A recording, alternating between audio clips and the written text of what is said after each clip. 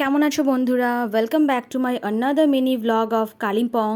Day two এ মর্নিংয়ে breakfast আর মর্গান হাউসের ট্যুর তোমাদের দেখিয়েছি। চলো এবার দেখিয়ে দিই আমরা সারাদিন কোথায় কোথায় ঘুরেছি। আমরা প্রথমেই চলে গেছিলাম দুরপিন মনাস্ট্রিটা দেখতে।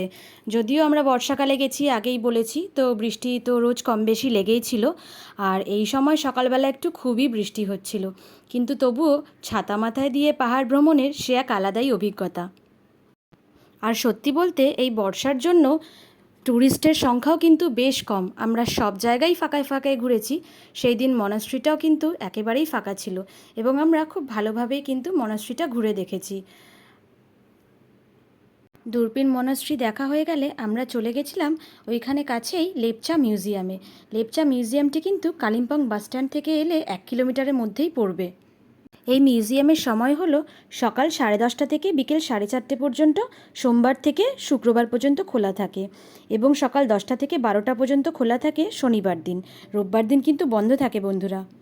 কালিম্পংয়ে হাতে সময় নিয়ে এলে এই মিউজিয়ামটি কিন্তু একবার ঘুরে দেখা যেতেই পারে। কালিম্পং, দার্জিলিং, সিকিম, নেপাল ও ভুটানে অবস্থিত সকল লেপচাদের জীবন ধারণ, তাদের ইতিহাস এসব নিয়েই কিন্তু তৈরি হয়েছে এই মিউজিয়ামটি, এবং এইখানে কিন্তু ফুটে উঠেছে তার সব কিছুই বিভিন্ন ছবির মাধ্যমে। এবং এছাড়াও রয়েছে ওদের ব্যবহৃত বাদ্যযন্ত্র এবং ওদের জীবন ধারণের ব্যবহৃত আরও জিনিস।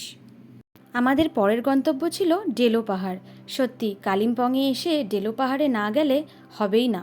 তাই জন্যে এই বৃষ্টির মধ্যেই কিন্তু আমরা চলেছি এই সবুজের সৌন্দর্যের মাঝখান দিয়ে ডেলো পাহাড় দেখতে। বিভিন্ন সময়ে বিভিন্ন গায়ক কবির ছন্দে ডেলো পাহাড়ের বর্ণনা এবং সিনেমাতে অনেকবার দেখে থাকলেও নিজের চোখে দেখার এই প্রথম অনুভূতি কিন্তু দারুণ। সত্যি এ এক অসাধারণ সৌন্দর্য। বর্তমানে সমতল থেকে 5,591 ফিট উঁচুতে অবস্থিত এই ডেলো পাহাড় কিন্তু কালিম্পংয়ের সত্যিই গর্ব করার মতো। বন্ধুরা, কালিম্পংয়ে গেলে এই ডেলো পাহাড়ে অবশ্যই যাবেন। কালিম্পং শহরে 360 ডিগ্রি প্যানোরামিক ভিউ কিন্তু আপনারা এখান থেকেই নিতে পারবেন।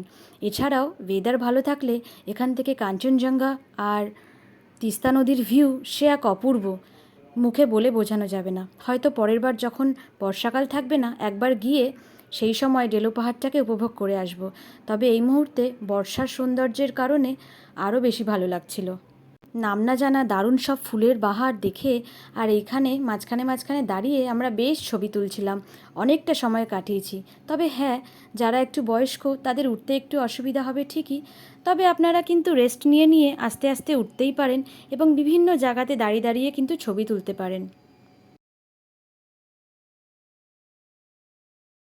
এটি কিন্তু একটি ফেমাস পিকনিক স্পটও বটে। লোকালাইটসদের এখানে খুবই আসতে দেখি। আমরাও বেশ হেঁটে হেঁটে এদিক ওদিক অনেকক্ষণ ঘুরে বেড়ালাম এবং বেশ কিছু স্মৃতিমধুর সময় কাটিয়ে এলাম এই ডেলো পাহাড়ে।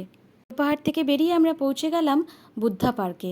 এটি কিন্তু রাস্তার ওপরেই অবস্থিত, তবে খুব সুন্দর কয়েকটি বুদ্ধ মূর্তি তৈরি করা রয়েছে এবং দারুণ কিছু স্ট্যাচু তৈরি করা রয়েছে, এবং সেসব দেখেই কিন্তু বেশ ভালো লাগে। এখানে দাঁড়িয়ে আপনারা ছবি তুলতে পারেন, এই জন্যে কিন্তু জায়গাটা ফেমাস। এছাড়া আপনারা চাইলে একটু ভেতরেও যেতে পারেন। এখানে একটি ভেতরে হনুমান মন্দিরও আছে পাহাড়ের ওপরে কিছুটা দূরে, সেখানেও আমরা উঠেছিলাম। আমার অবশ্য সেখানের আর ভিডিও করা হয়নি, এতটাই কষ্ট করে উঠেছিলাম। এই বুদ্ধা পার্ক ঘুরে আমরা চলে গেলাম ডক্টর গ্রাহামস হোমসের ডে স্কুলে। বলা হয় 1889 সালে জন অ্যান্ডারসন গ্রাহাম কিছু মিশনারি কাজ নিয়ে কালিম্পংয়ে এসেছিলেন। সেখানে তিনি অসহায় দরিদ্র শ্বেতাঙ্গ শিশুদের জন্য তৈরি করেন এই ডে স্কুল এবং বোর্ডিংটি। 1900 সালের 24শে সেপ্টেম্বর মোট 400 একর জমির ওপর তিনি স্থাপন করেন এই স্কুলটি। পুরো স্কুলটি ঘুরে দেখে আমরা দেখতে চলে গেছিলাম গ্রাহামস চ্যাপেল।